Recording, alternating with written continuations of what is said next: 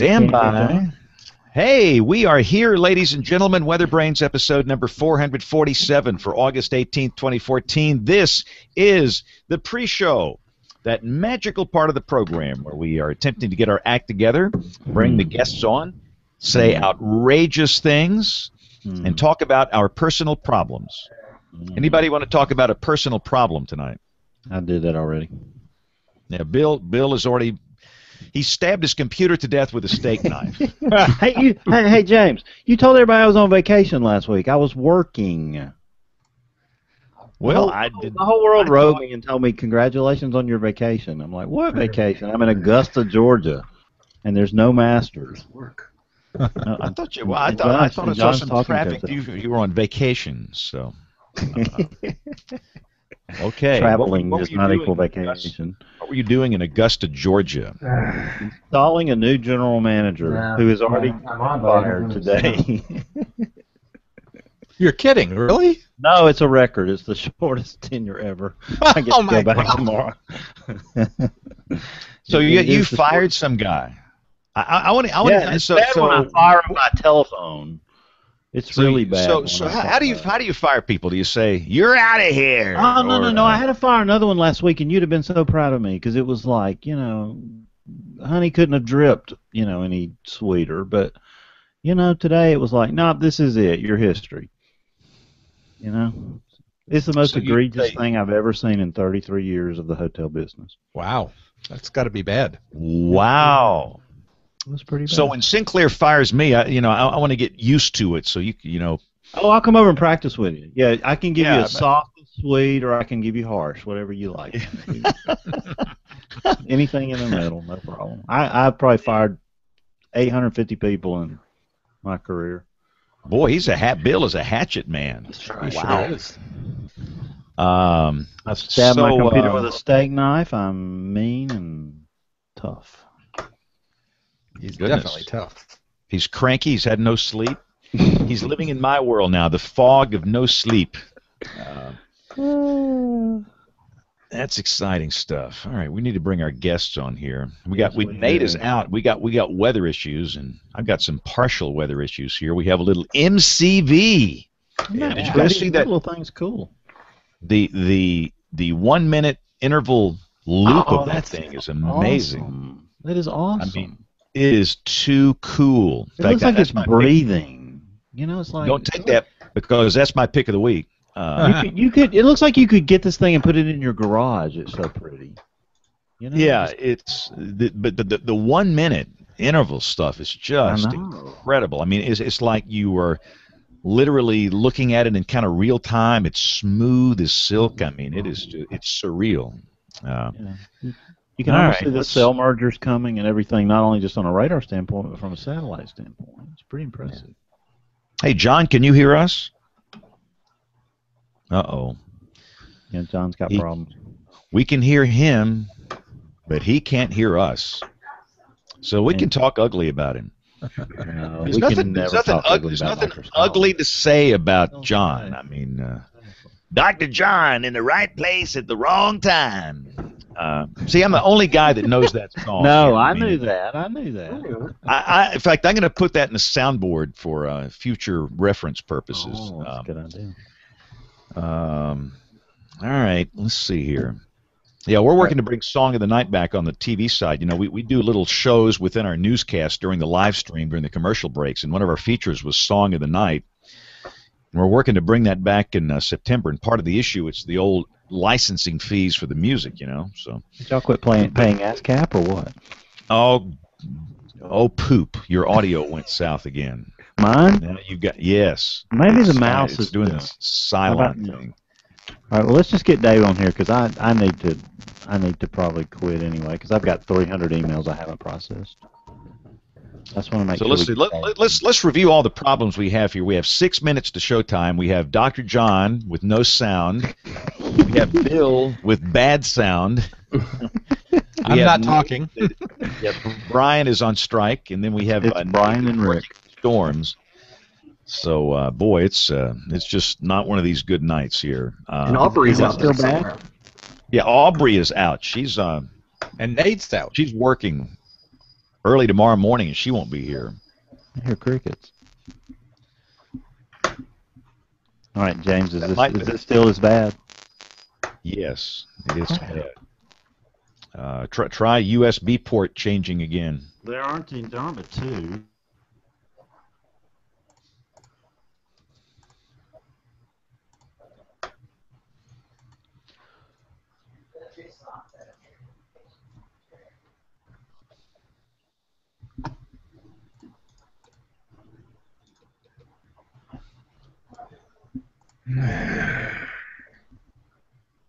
We can hear you, John. He can't hear us.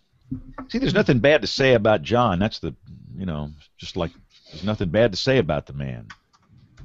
Although I don't think that's his real hair. If I say anything about John, nobody should have hair that perfect at this point in life. I think it's a weave or a toupee. That James fan, I'm ashamed of you.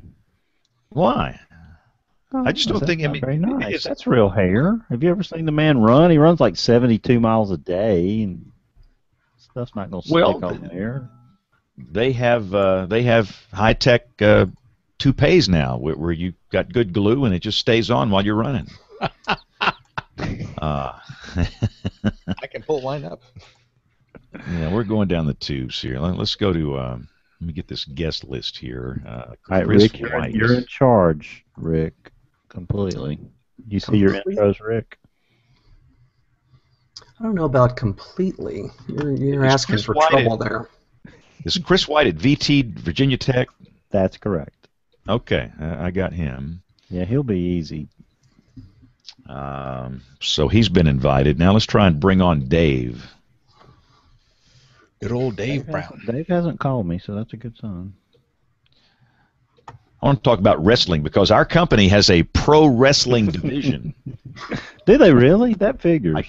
I could be reassigned. I mean, this could be my new career. It could be a whole new career, James. I think we ought to get Brian as a wrestler. He could actually, get in some tights and put on the the mask Avenger. The mask. There's an image we won't get out of our head. Yes. I'm thinking Billy Madison and that weird teacher who was the wrestler. No, we own a whole pro wrestling franchise. I mean, Brian and I could go to work for the pro wrestling side if this weather thing doesn't work out. Yeah, why not? Is Tojo Yamamoto still around? He was my favorite. The mighty the same hairstyle as Tojo Yamamoto.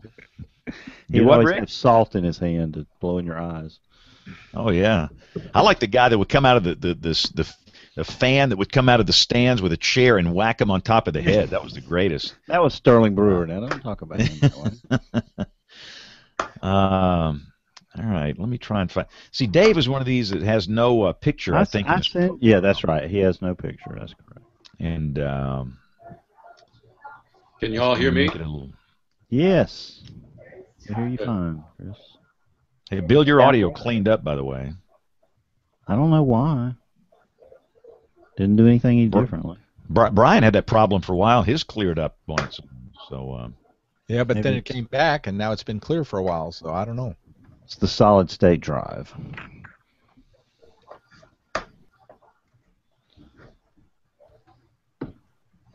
It has the camera has a much wider field of view. It looks like to me too. I don't know what y'all see, but I think I should just invite random Dave Browns. There's a bunch of them. Everybody by the name of Dave Brown on Google Plus. Let's just invite them all here. It'd be like the Taco Bell commercials with Ronald McDonald. Yeah, let's do that, James. Yes, like I have got him in a WeatherBrains guest circle. I gave you the address and. I'm looking right at it. I mean, I'm looking at his page, but when you go to add him in the Hangout, you start typing in Dave Brown, and typically it shows up right at the top, the ones that you've circled, and he does not. I noticed he had you in his circles. Let's see. Let's try this. I think. Yeah, this is a. I'm going to type DA, and let's see if I can find him this way. Just start with D. This is the part of the show where we watch James try to find the guests. Yeah, this is the. Where's Waldo? There's just something kind of wacky about the way Google handles this inviting people to a broadcast hangout. It needs to be more intuitive. I don't understand it. Yeah, I guess we're just going to have to limit our guests to very unusual names, so we don't have this. Yeah. No Browns or Smiths or. Yeah, no Smith, Paris Hilton. Paris Hilton. Just Urbanowitz and things like that. Yeah. Hey, have you got an email address for him that you can drop in the chat here? For Dave? Search. Yes. You sound like a song. I do? Am I sounding weird? You did to me, James. Every once in a while you do, James. It might be Sounds a like bandwidth issue. bandwidth. Yeah, it's bandwidth. You guys faded out for a minute. I rebooted our cable modem back here before we started the show. We have to reboot that thing like 3 times a day, which makes no sense.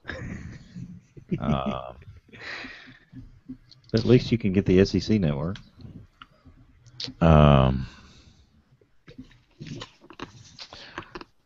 Let's see here.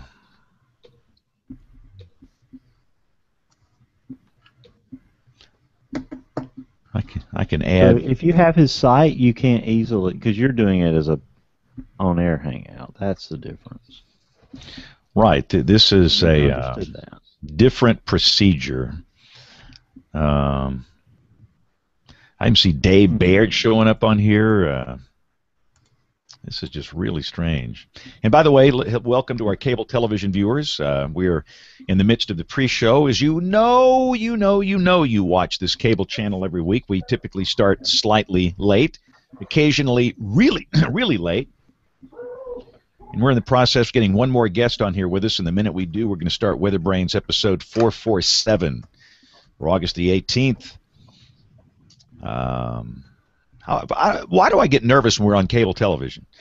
I don't, we reach tons of people on the internet, tons of people on cable television. Both modes should be equally, important for me. But for some reason, when I see myself on cable television here, I just I start to panic a little bit, thinking I need to be professional. Good evening. I don't believe that. Welcome to WeatherBrains. Go NPR. Are you stalling, James? Are you having trouble getting the guest? Well, what I'm going to do, I'm going to add him to a different. I'm going to create a new circle. By the way, James, can you hear me all right? Circle. Hello, John. Can you? Yeah, I had to restart everything at my end, but I seem to be good. Yeah, you're good now. John, what kind of computer you got there? A defunct one. Stab it with a steely knife. You can't kill the beast. It's an HP, and I had a process that was completely running the show, and I had to kill it. So I'm good now. Okay. All right, so I made a new circle, and I called it New WeatherBrains. Let's see if it'll let me. No, it has no idea that I've created this. That's the thing, you create a circle, and it doesn't show when it says you can add a circle for an invitation, and it won't let you do that if you just added it. And I don't have like 5 hours to sit here and wait. And Dave, I added Dave like at 6 o'clock this evening, like 2.5 hours ago, to a circle. I have a circle called WeatherBrains Guests, where all of our guests are in that circle. And traditionally, when I just start typing in their name, it shows up. Well, Dave's name is somewhat common, and maybe that's confusing it. Let's see here. There's a lot of Dave Browns out there. I'd like to pick one, but I know that it's not him because he has no picture on his profile. And very little information, too. Yeah, I wonder if that's a strike against him where they think it's not a real person. Yeah, Yeah, I I could don't. not ever find him. He had to contact me, and then I had to work my way back to do the test hangout. It was a 2.5 hour process last Thursday. Wow. And I don't see any way of lifting his email address off this about page. No, it's not there. The only thing he has. Yeah, see if he's signed up with a Gmail address, and if you could drop that in the chat, that would be very helpful. And for those that don't know, we're trying to get Dave Brown on the show. Dave is with WMC Television in Memphis, Tennessee. And he has been around a long time, much like me and Brian. Old timer. Yeah, we've been around here since the Civil War. And once we get Dave on the show, we'll get this thing started. Or earlier. Or yeah, Revolutionary Wars, as Brian is the case. I think you've shared before. Me and Moses were tight. Yeah, buddy. And again, I'm afraid I always forget that Aubrey is working early tomorrow morning. And again, when you work the morning shift, it is a nightmare. You are in at like 3 a.m. and you get up at 2 a.m. and staying up with these boneheads on this show just doesn't work. So she's off this week, and Nate is working a weather event in North Carolina. So, and again, I've got somewhat of a minor little event, a little north of me. But the minute we get Dave on here, then we are going to shake and bake and get this thing going. Hey, Chris, can you hear us? Yes, I can hear you fine. Can you hear me? Yeah, you're good, yeah. man. Okay. Loud and clear.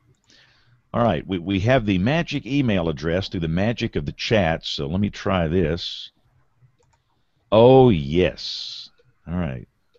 Ladies and gentlemen, he has been invited. Thanks to Bill Murray, our guest booking officer, for the confidential information. And Bill, he has been extended an invitation, and he should see that on his screen.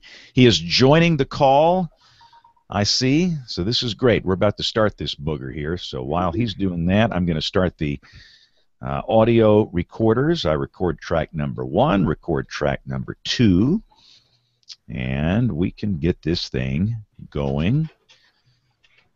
So, hey, Dave Brown, can you hear us? This is James. Maybe, maybe not. Well, let's get this thing going anyway. That'll be fun, getting our act together on the actual show. So here we go in 5, 4, 3, 2, 1.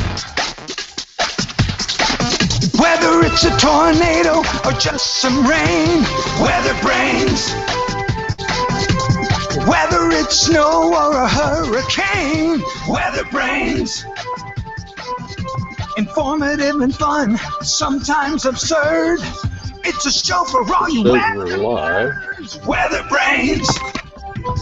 Yeah, WeatherBrains.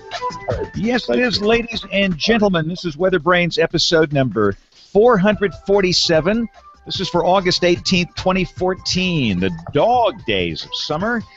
Thanks a lot for joining us. We have some big brains on the program and a lot of fun things to talk about, so hang tight. Informative and fun, haven't you heard?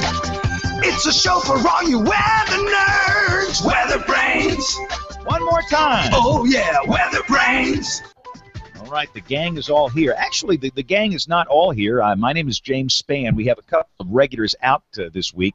Aubrey Urbanowitz, the newlywed, is working the early morning shift tomorrow morning, and when you work the early morning shift, you have to get up at like 2, and you go to work at 3, and it's just a bad deal, so she's out. The last thing she wants to do is stay awake with these boneheads all night. We also have Nate Johnson out. Nate is working some severe weather in his market over in North Carolina, but the rest of the gang is here, and we have Brian Peters back with us this week. Brian, good to have you back. How are you? Thank you. Nice to be back. I have a rant. Go. I'm getting tired of getting missed by all these showers that come by. I get the cool outflow, and then I get like 6/100ths of an inch. You know, all these showers that we've had move through central Alabama and the southeastern U.S., and I get 6/100ths of an inch, James. It's outrageous. Summer storms, one of the greatest mysteries of life. Random convection on a summer afternoon.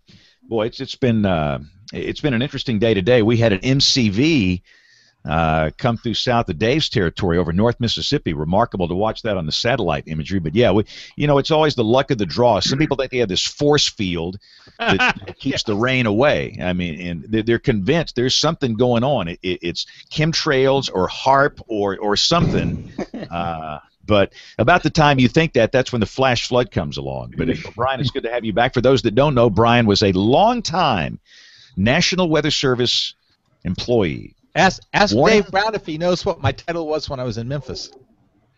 Were you the WCM or the Sioux? I was the WCM in Birmingham, but when I was up there, we didn't even have a Sioux, Dave. Huh? You were just one of the guys. Yes. Well, no, you remember, don't you? I mean, I remember you. I remember you, but I don't remember your title. Yeah, warning preparedness meteorologist. Warning prepared. Yes, indeed. Yes, indeed. How can I forget that? I that's was so many prepared always as a result. Oh, absolutely. Thank you. I have a lot of questions to ask Dave about Brian Peters, but we're going to let Rick formally introduce our guest here in just a second. But let's see. We've got Dr. John Scala, who is in the lovely state of Pennsylvania. Dr. Lovely. John, how are you? We're doing well, James. Nice and quiet here. All the storms off towards the south, but I'll give you guys some of the rain I've been getting. More than 13 inches in the last 5 weeks. I don't need any more. My yard never browned out this summer. Wow. So while you were getting on the show and you couldn't hear us, we had a debate about your hair. Is that real, or is that a weave or a toupee? What we want to know. It's a real deal, man. It's a real deal. Nobody should have hair that nice, at this stage of life. This should be against the law. I mean, goodness. No, it's just I exercise every day and I drink a couple of beers every day, and that's how it works. Okay, I'm going to start that regimen tomorrow. We'll see if that works for me. We've got Bill Murray, who is cranky and really cranky because he killed his computer with a steak knife. You don't hear that story very often. Oh, Bill. Bill? In fact, he's so cranky he just he's turned his mic off and he's gone home. Bill, you're muted, man. You're Unmute. muted, Bill. You're muted. Unmute. I can't. You're going to have to hear my feedback because I can't get sound through the earbuds all of a sudden. So I'm just a technical disaster tonight. The only thing I'll say, James, now that made it come back. I have a bone to pick with you, James. This is not the dog days of summer anymore. It ends on August the 11th. So you're a little late, James. Okay, what goodness. See, he's cranky. He's just cranky he's going to be picky. rough. He's picky and he's probably hungry and he's just he's in a bad mood. So, but I am glad to see everybody. And after stabbing my MacBook Pro to death with a steak knife by accident, totally trying to do surgery on Saturday night, I'm chagrined, and never go near your MacBook Pro with a steak knife. That's my lesson to you tonight. So. That's our advice for the audience. I'm glad to see. I'm glad to see Dave and Chris, and I'm glad they're on the show now. So I'm probably going to bow out in a minute, James, and let y'all enjoy the show. But thank you, Rick, for taking the point tonight and doing this. And I'm glad that we got him on the air. It's going to be a good show, guys. I'm excited. I got all kind of questions for Dave here, but let's get Rick to bring in our guest. And for those that don't know, Rick Smith is one of our regulars. Rick is the warning coordination meteorologist at the National Weather Service in Norman, Oklahoma. So, Rick, bring in our guests. Well, it's I'm no Bill Murray, but I'll do my best impersonation if I can here. First of all, I want to introduce our guest panelist for tonight. Tonight's guest panelist comes as a recommendation from WeatherBrain alum Kevin Myatt. Our guest panelist is a leader of the Virginia Tech storm chasing team. Chris White, welcome to the show. Thank you. It's nice to be here. So, Chris, tell us how did you get interested in weather? Where did your passion or interest in weather come from? Well, I've been a weather geek most of my life. I'm a military brat, so I lived all over the states and the world and was exposed to a number of different climates. And that kind of piqued my interest. And then I think the basic interest in storms came from a number of cross-country road trips that we made where I saw storms going across the plains and wondered what they were all about. So I never did enter meteorology as a career. I wound up working as a scientist for the Defense Department, but I was always the go-to guy, the weather geek in the office. People would come ask questions, and the way I got into storm chasing was my son actually picked up the interest. He decided he wanted to major in meteorology, and he went to the University of Oklahoma for 2 years. Picked up chasing there, and started chasing when he came back to Virginia. And so I've been out to the plains a number of times. I started chasing with the Virginia Tech Storm Chase team, otherwise known as the Hokie Storm Chasers, in 2011 as a co-leader, and have been chasing with them every spring since. Very cool. So talk about a little bit about how your career unfolded or got started. Well, I went to Virginia Tech. I am an alum there, and I came out as actually an education, taught school for a year, and God bless school teachers, but I decided I did not want to be one. So I applied to the government, got accepted with the Defense Department as a scientist. I told all the engineers I was there to keep them honest. And along the way, I dabbled my foot in the meteorology area. I actually started a graduate program at the University of Maryland for a couple of semesters, but I decided because of family and work situations that I wasn't going to go down that route. So I just had weather as a hobby. And along the way, I lived in Northern Virginia, actually in the city of Fredericksburg, which is halfway between Washington, D.C. and Richmond, Virginia. And I found living in that area, that was a very fast-growing area, one of the fastest-growing in the state. And it fell between the cracks in some of the weather coverage. You know, the D.C. TV stations were interested, of course, in our nation's capital's weather. The Richmond TV stations were interested in the Virginia capital weather, and Fredericksburg fell in between. So back in 2009, I started a weather blog for the Fredericksburg area. It was picked up by the local paper, and I still write that blog, as a matter of fact. Very interesting. Yeah, I was going to ask you about your blog. What type of things do you write about? Do you talk about all kinds of weather, or what's the focus of the blog? Well, the focus is mainly for Fredericksburg and the surrounding counties. There's enough weather coverage in the bigger markets that I don't need to cover those.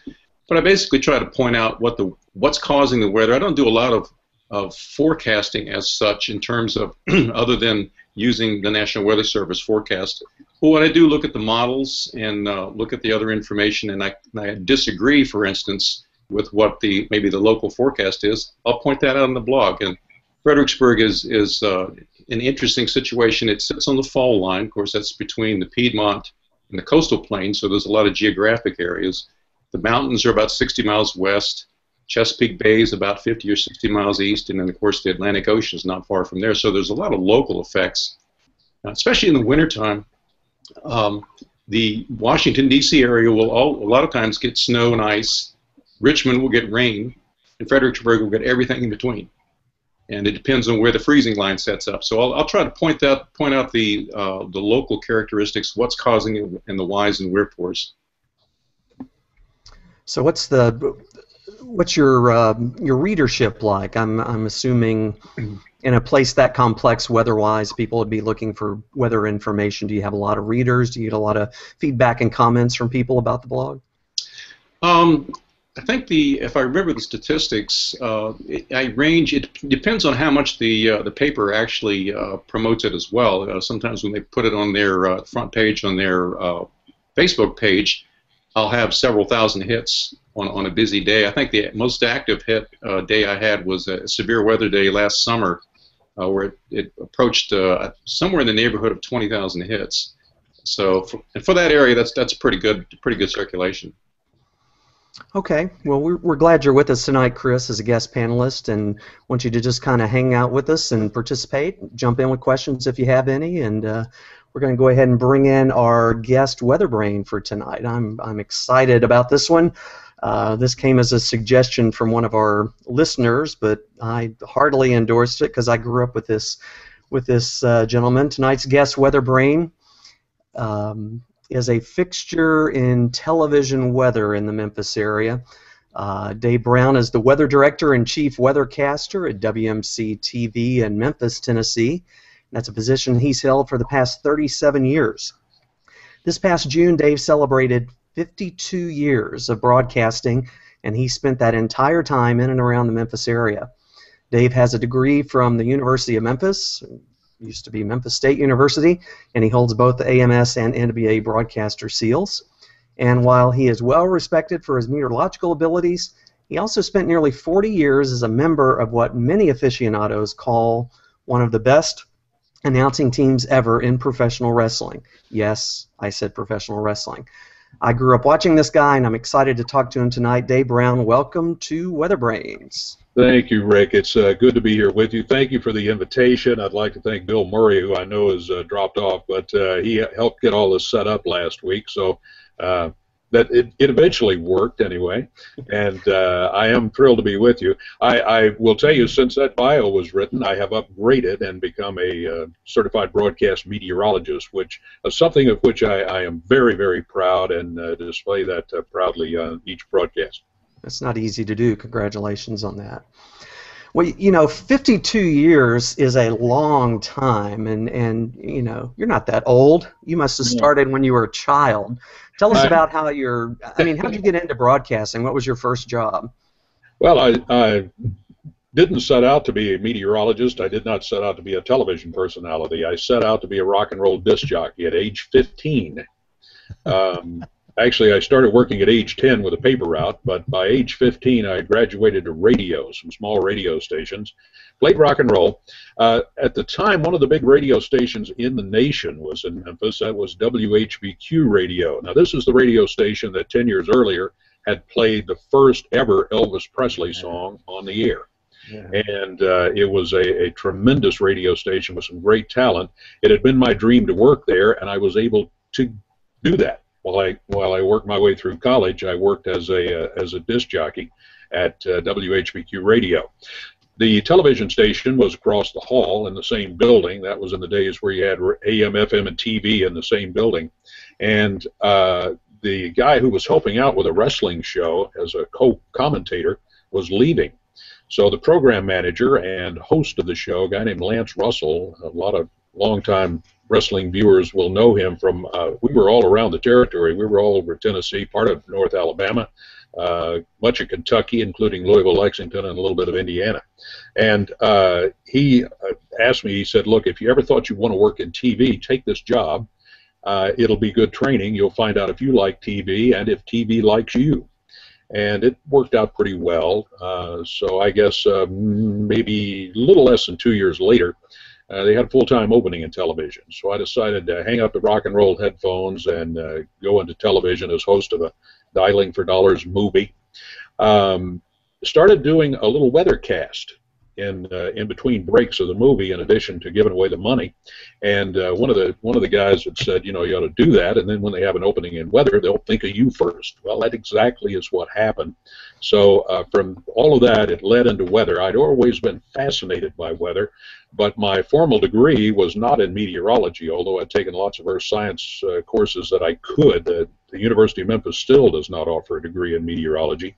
So that's kind of how I got into it and fell in love with it and have been doing weather ever since. So that's kind of a little bit unusual story compared to a lot of us. You know, a lot of us have I didn't really have it. I just remember as a kid it was implanted in my brain at some point that, you know, that weather was going to be the thing one way or another. But you didn't really have that. You came in it kind of from a different angle. That's interesting. When you was WHBQ at the same spot that it is, like on Highland there? I mean, essentially right across the street from the college. Exactly. Yeah, it's a couple of blocks from the college and getting closer all the time because the college is expanding westward. But yeah, it's at 485 South Highland, same place the television station is now. In those days, the television station was an affiliate of ABC. Today, it's a Fox affiliate. Right. Okay. Well, I know things have changed a lot in the weather business, and you know, I grew up watching you and the other stations there in the Memphis area. Take us back to, I don't know, the early days. Well, let me jump back real quick. You started out at WHBQ Radio, and then you moved over to television. You did the Dialing for Dollars, and then you started doing weather. How did you end up at Channel 5, WMC TV? Well, a couple of things happened. For one thing, Channel 5 was in search of in those days, a weathercaster for its main newscast at 5 and 10 p.m. But also, there had been a split in the wrestling company, so that a new promotion was formed, and the wrestling television show was moving to Channel 5. So everything just got together at the right time, and they called and they said, "Hey, are you interested in talking? We could sure use you over here." So I said, "Well, yeah, let's. I'd be a fool not to talk." So we did, and so I moved over to Channel 5, and it has been tremendously successful. I don't know where I would have ended up had I not made that move. So many different things have happened, but it was a great move. It's been a great run so far. 37 years and counting at this station. And just can't say enough good about it. Wow. I want to get back into the wrestling in a little bit, but I wanted to kind of take us back to the day. You know, it's 1980, 1977, whatever. Back there in the early days, what was your day like putting together a weathercast? I mean, the technology was certainly different. How does it compare to today? Take us back to there, first of all, and talk about what it was like putting together a weather show at that time. Well, let's go back to 77, 78, around in there. That's when I came over to Channel 5 in 1977. Their satellite imagery that we had was black and white. It came on a fax machine, and I got 2 pictures a day, one in the afternoon and one in the evening, and that's it. These looped images and all of that didn't have any of that. I had 2 black and white visible in the afternoon and an IR at night.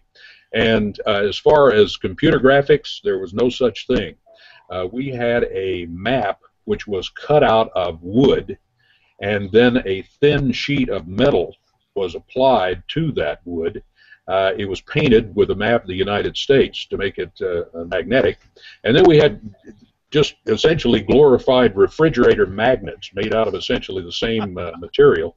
And we would have a sun, and we would have a raindrop and a cloud, and the fronts, cold front, warm front, stationary front, didn't have occluded fronts. And we would just stick those up on the map in the appropriate place.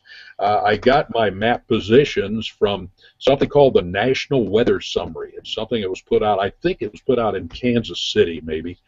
In those days, and it was a 3-part. It had a map in part 2, it had a projected map for tomorrow in part 3, and then the first was a discussion of all the weather that was going on nationwide. And in those days, I had 4 minutes on the air, and we pretty well discussed highlights of nationwide weather. We don't do that now. We rarely talk about stuff other than what's going on around here, and these days it's all local. And must be a huge event for us to cover it, and even if it is a huge event, generally nightly news or somebody else is covering it. So it's changed a great deal. When the weather computers came in, I loved it. I'm kind of a gadget freak anyway, and I fell in love with the idea of the computer graphics. And I would get here as soon as the 12 o'clock news, the noon news went off the air, I would be ready to take over the machine and get everything working for a 5 o'clock newscast. So I really was a computer geek, as well as, I don't know if I'd ever call myself a weather geek, but I was certainly a weather fan in those days, as well as being able to earn my living at it.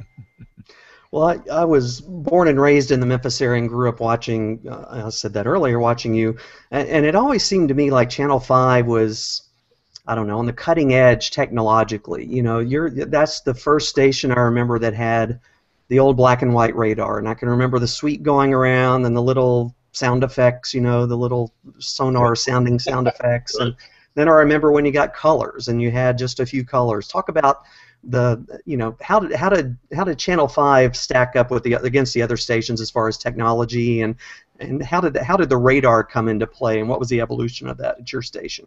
We were definitely the leader in that. When I got here, they already had a radar. It was the only weather radar in town, and it was an old aircraft radar, as I recall, an RCA AVQ-10, I think is what it was, but it was black and white, and it had just a scope, and the thing went around, and we had map overlays to show where we were. It was very rudimentary. Looking back, I don't know, ever figured out what was going on there, what was being done.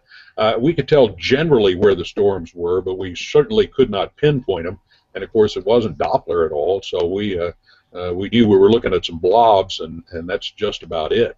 The color radar came in not long after I came over to Channel 5, because the general manager, who was a tremendous guy, his name was Maury Greiner, and I was a little hesitant. I was very happy at Channel 13. There was no unhappiness there, so I was kind of hesitant as to whether I really wanted to come over here or not. It was a big step. It was like stepping up to a contending Major League Baseball club is only thing I can compare it to.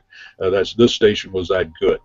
And he said, well, if it's color weather radar you want, I'll order it right now. And I said, well, wouldn't hurt. So he calls the chief engineer while I'm in the office, and he says, order that color radar. It was an Enterprise color radar. So we got it. The processor for that thing was a cabinet the size of a refrigerator. And that thing was just loaded with chips and memory chips and all sorts of stuff. It just boggles the mind thinking back on it when you consider that it didn't have anywhere but a fraction of the computing power that my iPhone has now. But it came along, and then finally we went digital with it, and then we went Doppler with it. We were the first to have Doppler.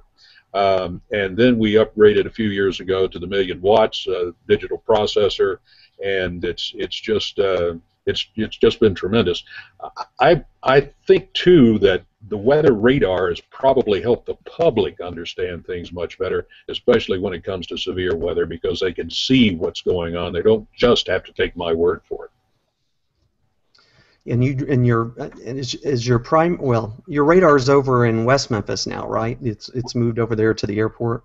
Yeah, we moved it over to the airport. Now, we had done some sighting in West Memphis on the previous radar that we had. It didn't work out because there was a big towering building near where we wanted to sight it, and that is what is known as ground clutter in the first degree.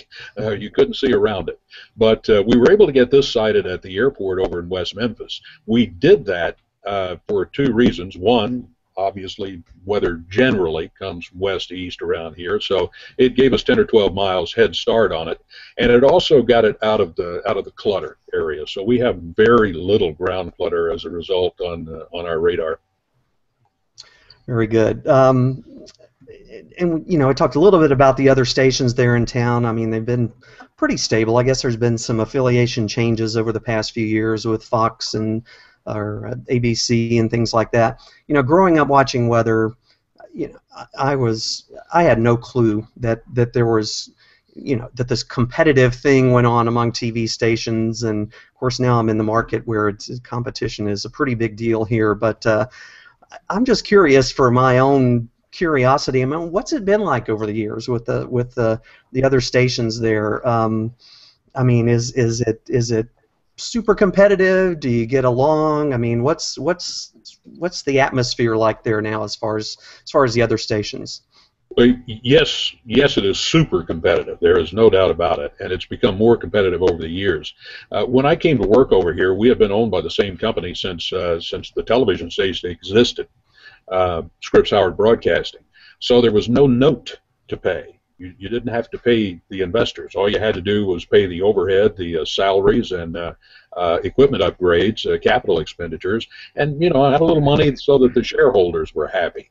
Well, now the stations, all of them, have been bought and sold 2 or 3 times, so there's a tremendous note they have to make, and then they also have to make tremendous amount of money to keep the shareholders happy, and still pay salaries and buy all the equipment. The equipment is incredibly more expensive than it was in those days, and it's a very, very expensive operation, and therefore it's one in which they want to dominate the best they can. For many years at Channel 5, we did dominate. No one was close to us at all, not at all. CBS programming has gotten very, very strong in the last, I would say, 7 to 8 years, something like that, maybe 5 to 7 years. And at the same time, they had a guy running the NBC network who I swear was trying to bankrupt the company. He just destroyed the NBC network prime time, and it's still trying to recover from that. So it's become a much more competitive race now, especially between the top 2 stations here. And we do not dominate the market the way we got used to dominating for years. And we don't like it. We want the other guys just please sign off the air and leave us alone. Well, and anybody can jump in here if you want to contribute. In the broadcasting world, it's very unusual to be able to stay in one spot for so long. I mean, generations of people that live around the Mid-South area have grown up watching you on Channel 5, doing weather, doing wrestling, and it seems like this would probably give you a special relationship with the viewers. I'm sure you're their family. People treat you like family. Do you agree with that? How does that long-lasting relationship work with in your position there? I agree with you 100%. It's made for a wonderful career, for one thing. You're known wherever you go. Sometimes it can be bad, but 99% of the time, that's a very, very good thing. People are generally very nice. Some are impressed that they're seeing somebody that they only thought they would see on their television. I'm not very impressed by that because I know me. But anyway, the people are very, very nice, and one of the two of the nicest things. One, I was somewhere last night and I had several people come up, want to know if they could have their picture made with me, which of course I love doing. They said, "Don't you ever get tired of that?" And I said, "Not really, because that's just part of the fun of the job, and that's what it is, part of the fun of the job." And the other comment I would make about that is, and James could probably echo this too, I tell people, they say, "I feel like I know you, even though I never met you until today." And I always say that is perhaps the highest compliment you can pay me, that you feel comfortable enough letting me into your living room, your great room, whatever it is, every afternoon and every evening for these so many years. That's a great compliment that you feel that way. Hey, and Dave, I'll admit I was one of the people that.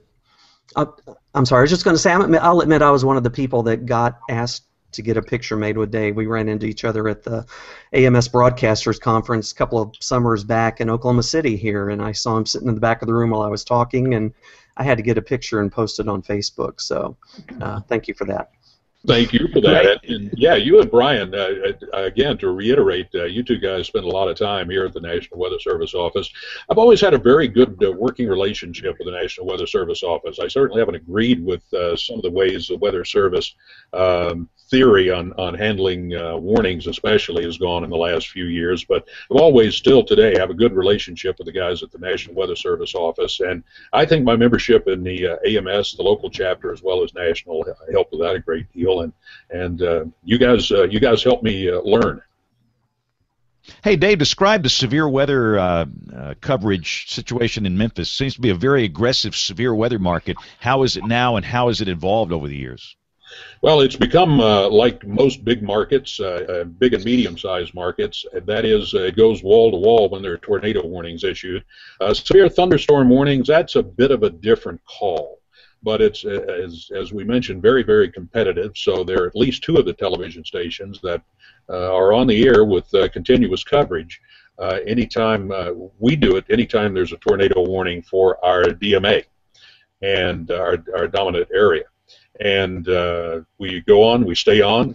People complain. The only answer I have for those folks, I had a guy call once, and he was livid, and he said, "You're on the air. You're covering up my program for this tornado thing that may be up in Dyersburg." He said, "I don't care what's up in Dyersburg. I want to see my program." I said, "Sir, what if your mother lived in Dyersburg?" And that pretty well shut him up. So that's kind of the justification we have for it. I don't like it. I don't like wall-to-wall coverage for many events. I think it should be reserved for those where we know we definitely have a threat to life and property, and unfortunately that's not always the case these days. Well, what are some of the tools that you use during tornado outbreaks? We're used to watching all over the country, and a lot of us with Oklahoma City, where Rick is. What are some of the tools that you have there? Again, big and medium market stations have similar tools. We use as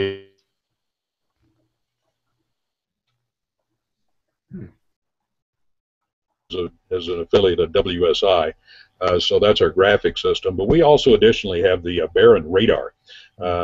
That is the type radar that we have over in West Memphis, and also we run that through their software. We have their Viper software, which we have found to become our primary severe weather target. So I believe in using the radar. I also believe in something that James, you and I talked about at a meeting or a conference at one point. You have to be very careful in explaining and do a lot of reiterating about that radar, because to the general public it looks like splotches of paint on a green map. And I think you have to be careful with that. So we try to remember to do that. Another thing that's very difficult is when there are two meteorologists usually on the air during these wall-to-wall things, we have to remember that the people at home don't understand some of these terms. That when I talk about, hey, let's check the Ville density, they have no clue what I'm talking about. 99.99% of them don't know. So we have to remember to do our job in explaining what we're talking about and why we're calling for that product. Yeah, very much. Yeah, Dr. John, you go. Yeah, Dave, it's a pleasure to talk to you. Hearing you speak brought back a memory of mine. I was walking through a department store a year or so ago, and I had someone just walk up to me and wanted to talk, and they said, you know, you're much better looking in person, which is almost like a backhanded compliment. You're exactly right, and I much prefer them to telling me I look better in person than, you know, you look a lot better on TV. You're right, exactly. I've been watching and experiencing what's been happening in the market where I work as a part-time fill-in, and I was wondering if you could comment on how new technologies and our ability to reach out much better than we used to be able to has changed your demands and the responsibilities for your time at the station. Well, it's dramatically changed it, and I'm not totally happy about it. When it comes to being able to forecast, there's not a lot of time to really do much of that. I take a lot of shortcuts these days. I have to, because when I get in here, the afternoon data that I want to use, and by the way, I prepare the forecast for our 4 o'clock broadcast too, even though I don't appear until the 5 o'clock and 6 o'clock broadcast.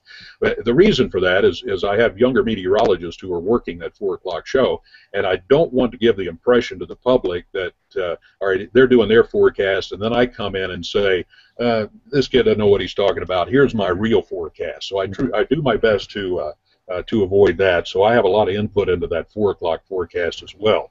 So that gives me a very short time frame. But then you add to it a couple of radio stations, and it's not a big hassle. We record it and go on, but it does take time. And then the big thing now is the social media. Mm-hmm. Now, personally, I don't do a lot on Facebook as far as professionally goes. I have a personal Facebook page, but I allow very few people, I accept very few friends on that. There is a fan page that we have that they promised me that they would keep up, but they don't. So I don't do that. But now Twitter is also something that requires some time. So you put all of these things together in addition to, you know, public speaking and Rotary clubs, and I also do a lot of speaking to high school juniors and seniors, especially in the springtime, about the dangers of drunk driving. I lost a daughter and 2 grandchildren to a drunk driver, and that's become a passion of mine, speaking to kids about that. And you put all that together, and it's a pretty busy day. Yeah, it certainly is. Do you find yourself answering questions that go beyond just meteorology? You know, station scientists may be asked to comment on some astronomical event, or even go beyond your expertise, actually. Occasionally, and when they do go beyond my expertise, I get emails sometimes, and I say, you know, I'm not your expert on that, but here's who you need to try, or I'll say, here's a link. You know, if you check out this link on the internet, this will give you much better information than I can, because these are experts who know what they're doing. Yeah, and, you know, I always get questions when I'm out, is it going to rain, and, you know, how are things looking? Is it going to be a cold winter? And a cool summer, it must be the worst winter. It's starting already. And, you know, and also you get questions. This is mostly in emails. Here it is. What is this? August 18th. And, you know, I'm having an outdoor wedding on October the 12th. Is it going to rain that day? So all of those sorts of things too. But it's all in good fun, and we find ways to diffuse it. All right, Dave, so here's a question. So somebody comes up to you and says, anytime I want to know the weather, I look at my phone. Why do I need a television weathercaster anymore? How would you respond to that? Well, I tell them if you really want the true forecast, the only way you're going to get the accurate forecast is on my weather app. And the reason I know that's an accurate forecast is of the 10-day forecast, which is on the app, which I hate, by the way. That's a different subject, I guess. But the first 7 days of that, they are actually my forecast. I put it together. So, yes, if that's what you want to do, as long as you use my app, you're getting good information there. Yeah, go ahead. I used to think that I wouldn't post anything until after I had done it on the air. I said, well, that's crazy because they need, that way they don't have to watch us on TV. Well, several years ago, I think we all came to the realization that you better not do that, because if they don't get it from you, they'll get it from someplace else. Mm-hmm. So most likely, if they're getting it off their phone and can't wait, they may not be watching you at 5 and 6 o'clock anyway. So I just accept it as another part of the outlet. I accept it even more because most television stations, this one included, have found out a way to make a profit on the apps and on the website. Where do you see the future of this business? I'm talking media, broadcast, meteorology, after we're gone in 10 years. Where do you see this going? Well, I see me gone a lot sooner than 10 years. Not dead and gone, I hope, but gone from the business. I think, I don't know. There was a time as recently as maybe 2 years ago when people were saying television as we know it, broadcast television, is a dinosaur. It's going to die, and everything will be on the computer or on your handheld device. Well, it's turned out that television broadcasting is doing pretty darn well these days. Not only over the air, but also some of these cable networks have better programming than my network, than NBC does in prime time. And I think it's going to be kind of a conglomeration. I do think people who want to get it on their phone are going to get it on their phone. In order to put a tremendous audience together for an event, for a tornado outbreak, for a Super Bowl, for a World Series game, the only way to get that many people still doing it is over-the-air broadcast TV or broadcast TV. And I think that's going to continue. I do think, though, that especially the phones, the mobile devices, are going to become more and more important as we go along. There was some research done a few months ago that I heard about around here, and I believe I'm correct on this. I believe on the weekends we actually have more people getting information from us off of their phone than we do on anything else. Hey, Dave, it's Chris White here in Roanoke. Question I have for you is maybe go back to the past a little bit. Is there any one specific weather event that happened in your area that has affected greatly how you cover weather in your area? There are several. I think a couple of big events that come to mind. We had an ice storm 94, it's still known as here. It just coated everything with anywhere from 3 to 6 inches of ice. The power outages were tremendous. Power was out for weeks. Over much of the area as a result of that. Trees came down by the hundreds. And then another thing, we had a derecho that moved through here back in July of 2003. That convinced me that a severe thunderstorm, a special type severe thunderstorm, but a severe thunderstorm nonetheless, can actually do more damage over a widespread area than a tornado. Now, the tornadoes of Moore, Oklahoma, and Tuscaloosa, Joplin, places like that, no comparison. But as far as the widespread damage, we had tremendous damage to trees and power lines here. At one point, I think it was something like 60 or 70% of all the electrical customers were without power here. That's how big that summer storm was. It was in the middle of July, so it was hot, unlike this year. And those two events stick out. But also there was a tornado outbreak that occurred, 2 of them. One of them, the most recent one that had that effect on me, was the one on Super Tuesday back in 2008. It was in February 5th, and the presidential primaries were going on in most states. And there was a tremendous outbreak of tornadoes in our area. We had 3 fatalities. We also had a university in Jackson, Tennessee, Union University, which took a direct hit. All but one building on the campus were damaged or destroyed. Many cars were overturned. The students were there. But we had no fatalities and only a couple of injuries from the students there. And that told me that they knew what to do, and they did. What we found out later was that they had drills. The students knew what to do, and the most important thing is they did it. So that is a reminder to me, and I think to all of us, that we give the information, we give the best information, the truth we can. We don't hype it, we don't exaggerate it, and people will pay more attention to it. All right, so what is your worst forecast bust of your career? I don't think I have any. What? What? You know, Your nose just got longer, Dave. Yeah. Well, I did do wrestling for a number of years, so I learned how to kind of turn things to my advantage.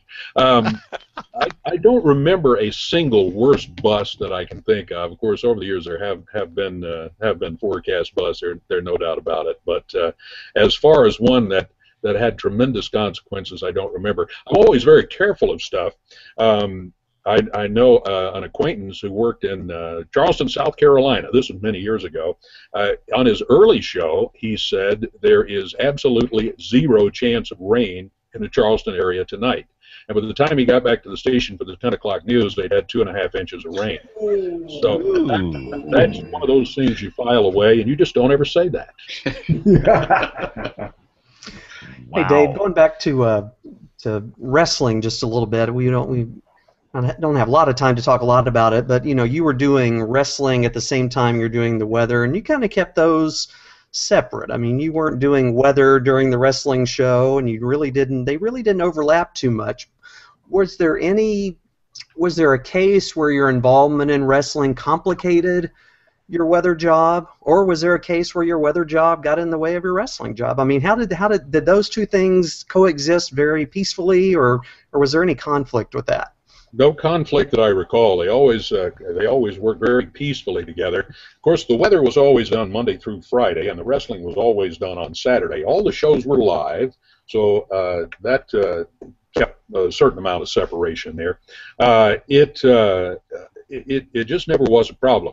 Now, it was probably, I would say it was a unique situation. Certainly in the intervening years and today, you could not have a career progress like mine did and be successful at it. A lot of it was just me being in the right place, and here's a key, at the right time. Now, I always tried to do another thing too. I always tried to make sure I didn't bring wrestling in to weather. What I was doing with weather was serious. But with wrestling, my wife said I was always the voice of reason as everything was just going to hell all around me. And that's what I tried to do. I tried to be the stabilizing force on the wrestling show, and that somehow seemed to translate okay, that it did not hurt my credibility as a forecaster. And I think people knew you as that weather person, that calm, cool voice of reason in the weather business, and that translated well. Oh, there's Dave Brown, the weather guy. He's going to keep everything under control here. So I think that's a very interesting. I think it's interesting that you say that'd be very difficult, if not impossible, for somebody to have that same career path today. I mean, of course, both the wrestling business and the weather business have changed dramatically since then, probably. So probably wouldn't work out the same way, but pretty fascinating. We got one more question that. Been debating about whether to ask this, but I keep getting nagged about it on Twitter, so I'm going to go ahead. I know what it is. Anybody that's listening in the Memphis area, that's been in the Memphis area for a while, has probably heard some version of a story where Dave Brown, the weatherman, not the wrestling announcer, the weatherman, gets punched in the face for some reason in some setting. What's the story with that? What really happened, and how sick are you of people asking you about it?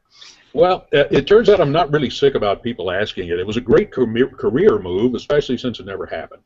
But it's gotten a lot of publicity over the years. It happened in March of 1975, and this was a WHBQ television. In those days, there were no locks on the door. The television station was open till 11 o'clock at night. The door was not locked. They had a receptionist. People could just walk in and, tell folks what they needed and all of that. So one night, we got a frantic call from the receptionist down in the lobby. She said, "There's a guy in the building, and he's headed toward the newsroom." She said, I don't know who he is, what he wants. I don't know if he's armed. So about 3 of us went out in the hallway to greet this dude. Well, about that time, we realized that he could probably play left tackle for the Titans, except there were no Titans in those days. But anyway, he came walking up, so we all kind of backed into the newsroom because we didn't know what he was all about, that he might be armed. Well, he said something, and to this day I can't tell you what he said. But anyway, we're trying to get him out of the building, and he took a haymaker swing. Well, he just happened to catch me with it beside the head. He didn't hit me with his fist. It was just kind of a sweeping motion with his arm. I was not hurt at all. And so I went under a desk because, again, I didn't know if he was after me or what the deal was. But anyway, it turned out it had nothing to do with me. It had nothing to do with the weather. It had nothing to do with wrestling. It was a man who was mentally ill, and he had walked away from a mental hospital in Waukegan, Illinois. He had family in Memphis, and he was here, and he got on the loose, whatever that means, and ended up at the television station. So we shoot him out of the building, again, not knowing if he were armed, and figured maybe we were done with him. It was a very scary thing. We called the police because, again, we didn't know if he was after me or one of the other guys, what he was. And so it was a scary situation. About a month later, about 30 days later, he came back to the television station in the middle of the day. And we were able to lock him in between 2 glass doors and hold him there till police came. We went to court. We got the family involved, and apologies all around from them. They were very nice people, and he was sent a free ticket back to the mental hospital in Waukegan, Illinois. But over the years now, Rick, I've probably heard 300 to 500 versions of that story, and none of them, not one, is true. None of them. But it made a great story. Yeah, I used to hear it was an angry farmer who your forecast had cost him money, or you heard all kinds of stories. I probably heard 15 or 20 of those when I was living there. So okay, so there you go, Twitterverse. There's the rest of the story, the true story, straight from the horse's mouth. Dave, John Scala here again. One quick comment, then I have a question for you. That when I worked at the Weather Channel, my shift started pretty early, and I can recall driving into the parking lot. Maybe I guess I started about 4 in the morning.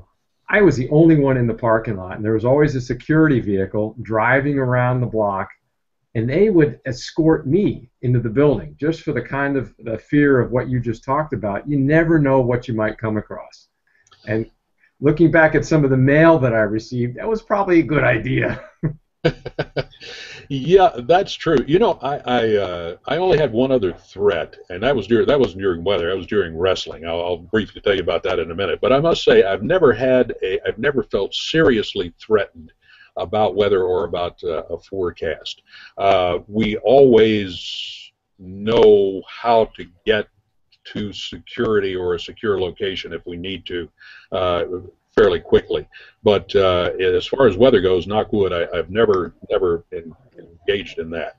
I was doing the wrestling show one Saturday. Again, this was live, and all of a sudden I look up, and the studio is surrounded by uniformed policemen from Memphis City Police Department. And the producer says in my ear, "Do you know what's going on?" And I said, "No." He said, "They think there may have been a threat against you. So the police are here. Just be cool. Are you all right with that?" And I said, "Yeah." I said, "The only thing, just make sure you don't show the police on television, because if you do, then people will be calling threats in every week just to see if they can get the police here." So at the end of the show, the police lieutenant came up and he said, "Where are you going?" And there's only one correct answer, and that's home. So I said, "Okay, I'm going home." So he said, "All right, escort him home, 1 car in front, 1 car in back, and take him all the way home." And I was out of the city, out in the county. So I said, "Look, does this mean I have to drive 55 all the way home?" And they said, "No, but don't make us turn on the blue lights." because it's a whole different level of paperwork we don't want to go through.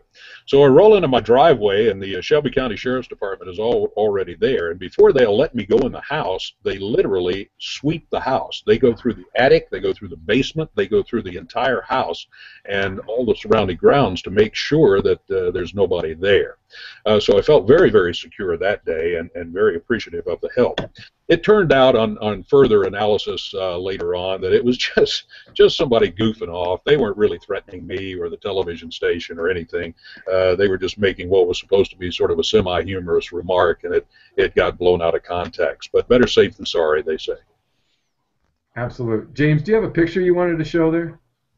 Oh yeah, so here we go. All right, so my new company, Dave, has a pro wrestling division. All right, Good. so I'm thinking that they might reassign Brian Peters and myself to the Ring of Honor Wrestling, and these are some of their stars. And I think we'd look good with these guys. To me, Brutal Bob looks like Popeye. You know, but I'm thinking maybe Brian could look like Hanson here, or maybe Kyle O'Reilly here. Brian, you think you could look like that? I doubt it. Yeah, dye the hair there, and you can go there, no doubt about it. I like Michael Elgin. This guy's good, or maybe the Moose. So I love the eyes on Elgin. Yeah. So yeah, these are our new coworkers here with Romantic Touch. I like the little hearts in his mask. Oh, very nice, very nice. So I'm just so David, Brian, and I. Everybody else are put together. So Brian, or David, Brian and I get transferred over to the pro wrestling division. We're calling on you to help us, all right? Because we have no clue what to do. If you don't mind, I'll do commentary while you guys are wrestling there. I think that'd be fun. No, we just been bought out by. Yeah, we've been bought out by a company called Sinclair, and we've been working for them for 3 weeks. I don't even know when we get paid. But Brian, when do our paychecks come? Do you know? I mean, Good question. Do we get paid at all? So we're just slowly figuring this thing out. But no, Dave, you're one of the there's not a lot of us left. Our generation is kind of fading away. I look at Gary England. He's kind of retired from doing this every night. The next question is, and you mentioned you're not going to be doing this for 10 years. When do you want to retire? Well, I'm going to cut back here in a couple of weeks, and this has not been officially announced, but it's not a deep, dark secret either. I've agreed to stay for at least one more year, but at a greatly reduced schedule. So I'm only going to do the 6 o'clock news, and this is all totally at my request. I'm not being pushed out or anything like that. I've just asked. I said, look, I'll be soon turning 68 years old. I've been working since the age of 10. And I've been working split shift since 1973, and while I'm still in good health and don't have any physical problems that I know of, I would like to enjoy life, do some traveling, and not spend every spare minute here at a television station, which I love, but I want to do other things.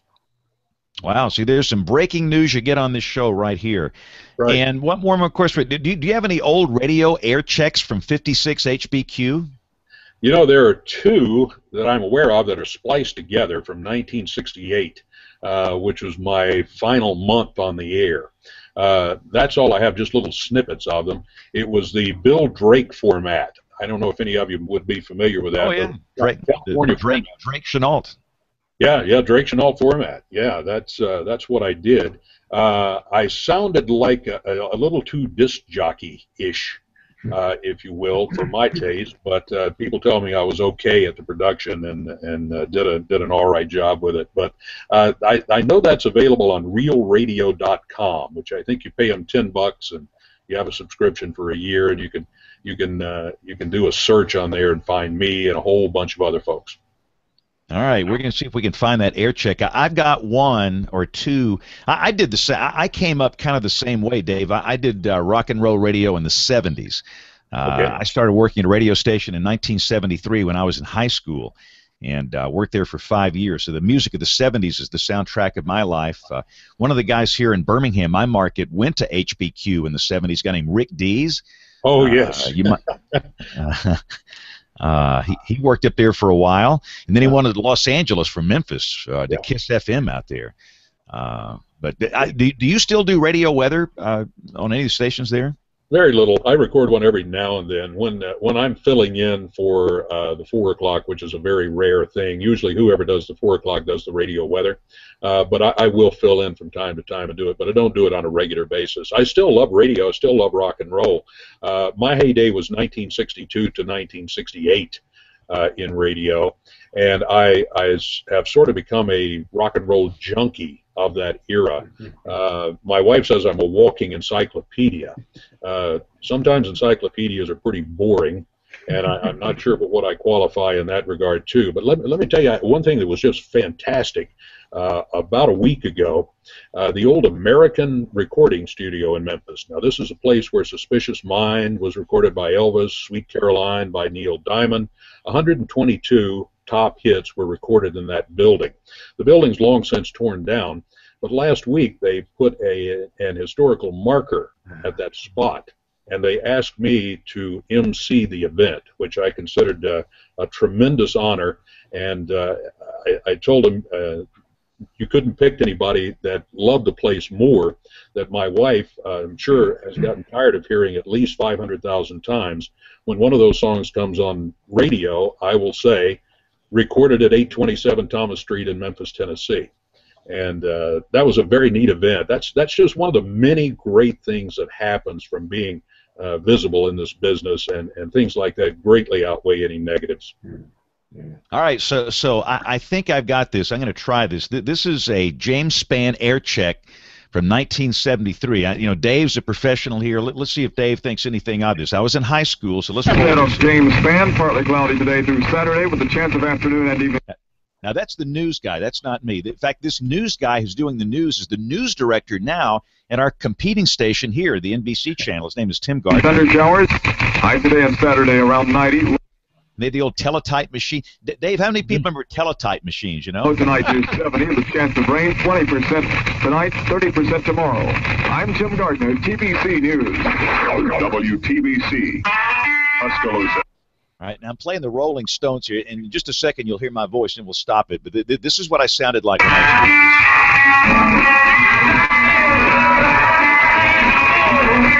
was. And again, sorry for the quality. This was recorded like some cheap, cassette tape deck. Now I just don't know, but this might be the last time. 1230 TBC, a part of everything you do. It's 3:06, and I'm James Spann.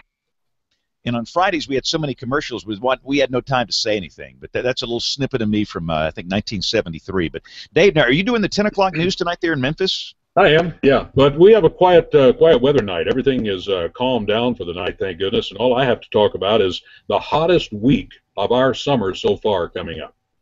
Okay, yeah, we went to upper 90s here. Well, if you can stay with us for a few more minutes, and when you have to go, you just take off. But we're going to take a quick break, and now we have a new segment, the astronomy highlight, which is really cool. So we're going to roll that. Professor Peters, we're going to come back with picks of the week and much more as WeatherBrains rolls along. Uh-oh. Hang on. You know what I did when I played the James Spann thing? I got to stop that. Do this. Now, here we go. Looking beyond the atmosphere, I'm Tony Rice with your astronomy outlook for the week of August 18th, 2014. NASA's MAVEN mission is a month away from arrival at Mars. The Mars Atmosphere and Volatile Evolution spacecraft will study loss of the upper atmosphere. MAVEN scientists hope to understand how Mars transitioned over millions of years from a more Earth-like, warm and wet planet to the cold desert world we see today. The Curiosity rover last reported a high of 30 degrees Fahrenheit and a low of -106 under clear skies just south of Mars' equator. Observations from the Mars Reconnaissance Orbiter show storm activity in the mid to high latitudes. Follow Mars WX Report on Twitter for the latest weather from the red planet. Look low on the eastern horizon before sunset for Venus and Jupiter to converge. The pair appear a degree apart early in the week, gaining about a degree of separation each day. After sunset, Mars and Saturn continue their dance in the southwestern sky. Orangey Mars will appear to line up under a cream-colored Saturn on Friday evening before continuing its nightly move to the left. The International Space Station will be most visible passing over the Mid-Atlantic and Great Lakes regions evenings midweek and over the weekend. Southeastern states and the lower Rockies will see long, bright passes early in the week. Check spotthestation.nasa.gov for exact times for your location. And in air and space history, aviation pioneer Orville Wright was born 143 years ago on Tuesday. kicking off a friendly rivalry between North Carolina and Ohio, and exactly who was first in flight. That's your astronomy outlook for the week of August 18th. I'm NASA Ambassador Tony Rice. You can follow me on Twitter at RTPHokey for more spacey stuff like this. WeatherBrains 101 with Professor Peters.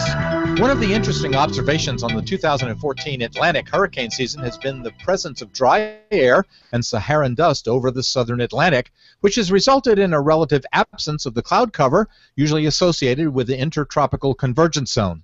The ITCZ is a band of low pressure stretching around the Earth at the equator.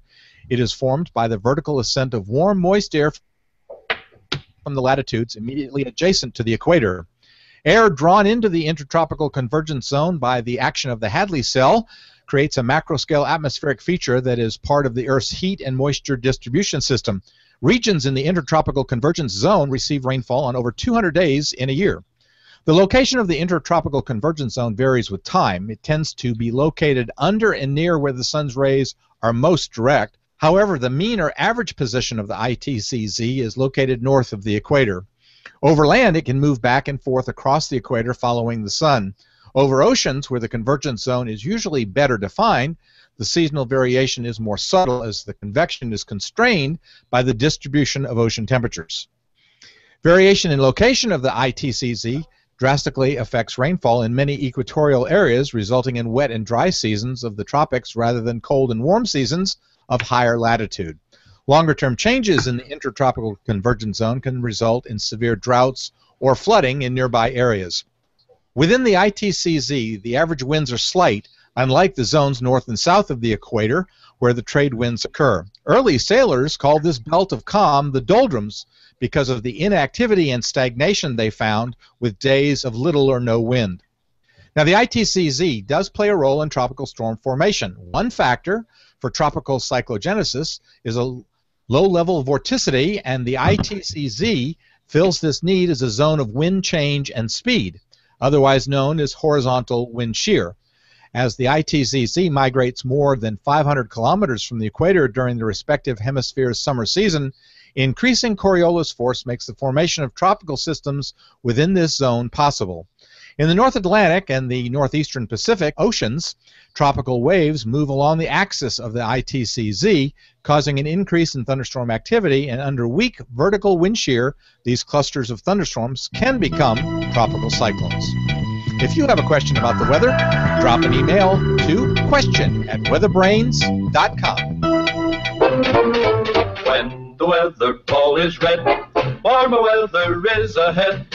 When the weather ball is white, colder weather is in sight. When the weather ball is green, no change in the weather is foreseen. When colors blink by night or day, precipitation's on the way. We're doing the show here August 18th, a quick roundup. The heat is going to be scorching my part of the world. We're looking at perhaps the hottest weather so far this summer, late this week. Dave, I think that's true for your part of the world too, huh? It is. I'm talking mid and upper 90s all week long. Heat index probably going to get up around the danger level, 105, certainly the latter half of the week and the weekend. Yeah, so after a cooler than average summer, summer's finally showing up here as now the kids are back in school. In fact, we start high school football games here this Friday night, and the high Friday should be about 98. So that's going to be a great evening for football. The Atlantic Basin is still very quiet. Dr. John, we going to have any action out there, or are we done with it? Oh, it's still too early to say that, James. We're still about 3 weeks away from the peak in the Atlantic tropical season. The Pacific, of course, has been quite active, and historically that is usually the case. You have one basin that is usually favored over the other. We've had 12 storms, 12 systems in the Pacific so far, but we're still early in the Atlantic. Yeah, it looks like the dry air still covers much of the basin, but you're right. You know, we can have some late season systems that can be surprising, and all it takes is one. That's right. So we have a long way to go until the end of November before the hurricane season's over. But other than that, I guess that's a big story. But again, the email, again, we apologize. Aubrey Urbanowicz is the email official here, and she is not on the show this week, so we'll bring her back next week, and we'll do a triple email segment. But we are going to do picks of the week. By the way, thanks to Tony Rice. I love this new astronomy segment. That is great. He does a great job. And I think, Chris, you know Tony, don't you? Yeah, oh yeah, he's a Virginia Tech Hokie. He spoke to the Meteorology Club last fall.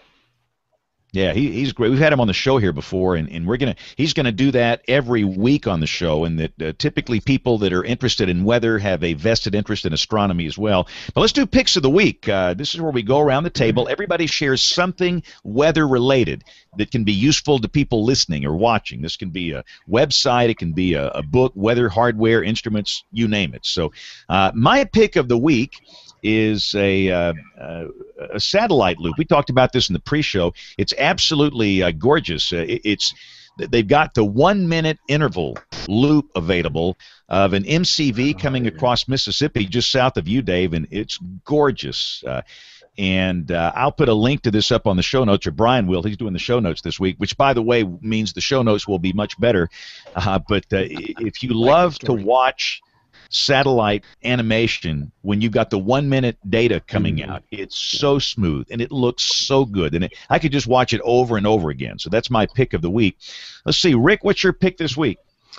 My pick this week is the National Weather Association's annual meeting is coming up in October in beautiful Salt Lake City, and they published the preliminary agenda a couple of days ago.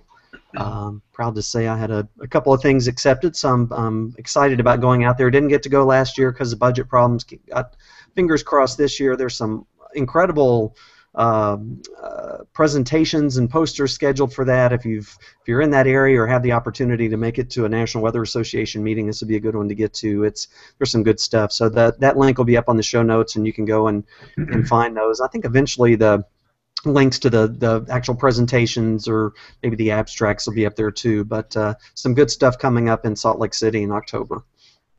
All right, Brian Peters, what's your pick of the week? Yes, satellites seem to be a good topic, James, between you and I tonight. I ran across a site. I don't know a lot about the site, but it's called Satellite Liaison Blog, and it's got a lot of interesting information about some of the new things that are going on, and some of these. It's got a different 1 minute data for some other storms out in Idaho and up in the north central United States. So I'll post that link because it's one of these long things with words run together. But I'll post that up there, and it's good for keeping up with what's going on in the world of satellites. Okay, very cool. And again, all the links will be up on the website, weatherbrains.com. John, got a pick for us this week? Absolutely, James. I'm like Bill. I'm kind of an aficionado of historical weather. Yesterday marked the 45th anniversary of one of the most destructive hurricanes that we know about, and that was Camille, making landfall in Pass Christian, Mississippi. So in honor of that event, I went back and took a look at the National Hurricane Center's surge page, and they maintain some historical slosh runs from some of these notable storms. So the link that we'll put on the page for you takes you back to this page, and you can compare the storm surge from Camille with Katrina. Amazing. Ooh, that's cool. I can't wait to see that. All right. Now I'm going to put our two guests on the spot. And I don't know if we warned you or not, but Chris, you got a pick for us this week? Certainly I do. To combine tropical systems with storm chasing, my pick is the National Weather Service in Sterling's office write-up on the September 17th, 2004 tornado outbreak here in Virginia. Hurricane Ivan, the remnants of Hurricane Ivan came through and created a lot of havoc, and especially in that CWA. And actually my daughter-in-law and I chased that day and wound up reporting the F3 tornado, the largest of the bunch. So that's my pick. It's actually 10 years next month. Yeah, that's hard to believe. Brian Peters knows Ivan well. Yes. All right, Dave, the spotlight's on you, buddy. What's your pick? Well, I guess I must say this is more of a science thing. You and Brian talked about the satellites, looking from the satellite to Earth. I'll do it the other way. There's this great app that I've used for the last couple of years called Flybys. And some of you may have heard of it, some of you may have not. But not only does it tell you when the International Space Station is going to be flying over you and visible, but also many other satellites and experimental rockets and all sorts of things that are going on up there that are visible. It gives you an idea of the magnitude of it, how bright it's going to be, how easy to see, where to look to see it, what time. You can even set an alarm and it'll wake you up so that you can go take a look at it. I just find that fascinating. I'm blessed to live on a lake, and so we can go out in the middle of the lake on the old pontoon boat and just lie back and watch satellites go over for a good bit of the evening, and it's very, very fascinating. And with that, thank you. I'm going to jump off, so if you don't mind, let me say special thank yous. James, to you, of course. Good to see you again. Brian Peters, it's been a long, long time. Hope to see you in person again soon. Rick, nice to see you, Dave. Don't know if I'm going to be able to make it to NWA or not. If my morning guy wants to go, I'm going to let him go to that. Otherwise, I will be there in Salt Lake City. And I leave you with one bit that I've learned over the years. On the long-range forecast, when in doubt, go partly cloudy. Words to live by. Thanks a lot, Dave. You're the best. We'll see you. Good night, guys. Thanks, Dave. Have a great show. All right, that's awesome. That's great. Dave is one of the legends in this business up in Memphis. Great to have him on. And looking at the clock, I've got the same problem Dave has. I got to be on television here in about 10 minutes. So we are going to wrap up this week's show. If you want to get in touch with us, the email address is email@weatherbrains.com. All of our social media accounts are up on the website as well. We traditionally do the shows Monday nights at 8:30 Central, 9:30 Eastern. You can watch this live on live.bigbrainsmedia.com. And, of course, most people listen by podcast, listen later. And if you listen by iTunes, we love those iTunes comments. So we'd love to hear from you. Thanks a lot for taking the time to listen this week. On behalf of everybody here at WeatherBrains, have a wonderful week, and God bless. Hey, Chris, thanks a lot. Dave, thank you. I think Dave's already gone. But, Chris, thank you. Great guest. Thank you very much. Thanks a lot, everybody. Thank you. Have a great guys. evening. Have a great week. Okay, bye. Bye.